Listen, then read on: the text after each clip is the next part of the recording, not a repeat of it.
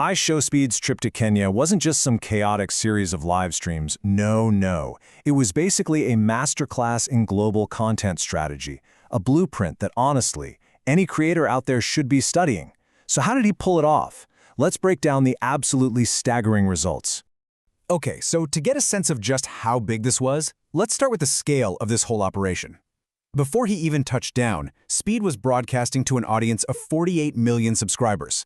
That's not just a fan base, you guys. That's like a digital nation, ready to follow him anywhere in the world. But check this out. This is where it gets absolutely insane. In a single day, one day, he added another 360,000 subscribers. That isn't just growth. That's a full-blown viral explosion. And it all happened because of a very, very specific strategy. So that brings us to the big question, right? How on earth did this happen? How does a streamer's seemingly random, chaotic trip to Kenya become this incredible playbook for going global that creators everywhere should be tearing a page out of? The secret sauce to all of his success really boils down to one core idea: hyper-localization. And this isn't about, hitting the typical tourist spots. It's about dropping the map, diving in, and actually participating in the local culture. So, what exactly is hyper-localization? Well, think of it like this. It's the strategy of immersing your content so deeply, so authentically, into the everyday culture of a place that the local audience feels like they're the main characters in the story you're telling. It's for them, first. And here's the breakdown of how he actually did it. You can see the tactics right here. For cultural immersion, he didn't go to some fancy restaurant. No, he was eating nyama choma at Kenya Market right there with the locals. For regional synergy, he linked up with creators from all over East Africa. And then he used gamification, turning everything, even throwing a javelin with an Olympian, into this epic side quest for his viewers. And you know what's crazy? The strategy started before his plane even took off. He strategically engaged with Kenyans on Twitter, or KOT, which is one of the most powerful, most active online communities on the entire continent. By getting them hyped up first, he basically guaranteed he'd be trending in Kenya before he even landed. Genius. Okay, so the content strategy was on point.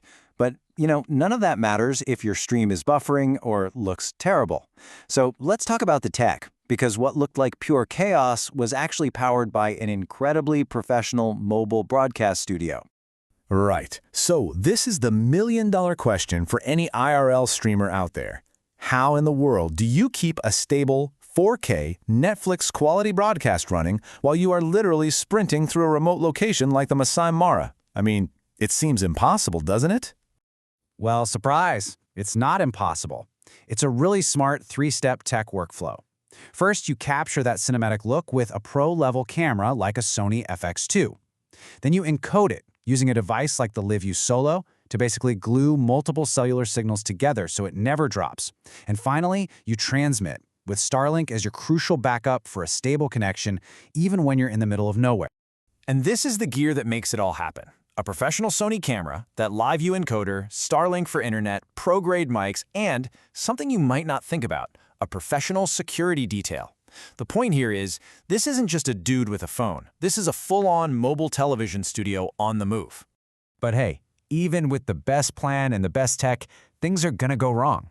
So now let's look at how Speed handled the challenges and how he masterfully turned potential disasters and some very real risks into even better content. Okay, perfect example. Everybody, and I mean everybody, wanted to see Speed race Ferdinando Manyala, the fastest man in Africa. It was the dream collab. But Omanyala said no. And for most creators, that would just be a dead end. But this is where you see this fascinating clash, this battle between brand and influence. Omanyala, he's a brand. He has corporate sponsors like Adidas. His decisions are professional. They're calculated. Speed, he represents his audience. His decisions are all about what makes good content. So for Omanyala, a no is just a business decision, end of story. But for Speed, that no became 3 straight days of debate, memes, and drama. He won the content war even when he lost the collab. But the risks went way beyond just losing a collab. They got physical, and they got very, very serious. At one point, a crew member actually suffered a spinal injury. It's a huge, sobering reminder of just how dangerous this high-energy, unpredictable kind of content creation can be in the real world. And then there's this other kind of weirder danger, the parasocial danger.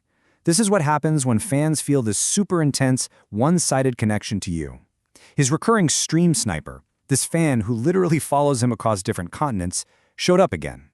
It just highlights this really unique security challenge that big creators face when fans start to blur those lines. All right, so we've looked at the strategy, the tech, the insane risks. What's the bottom line? What can you, whether you're a creator or just fascinated by this stuff, actually take away from it all? Let's boil it down to a simple, actionable blueprint. First up, localize your content. Seriously, don't just hit the tourist traps. Find the local Matatu culture of whatever place you're in, that thing that real people actually love. Second, remember that a no can be a gold mine for content. Use that tension.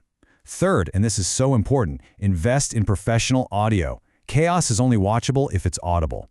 And finally, you gotta manage your snipers. Have a real security plan for fans who get a little too intense. But really, if there's one single idea that wraps this whole thing up, it's this. Don't just show the world your life, go out and live in theirs. Ishowspeed turned Kenya into a global phenomenon not by just showing it to his audience, but by authentically participating in its culture. And that is the real lesson here, a lesson that goes way beyond just making content.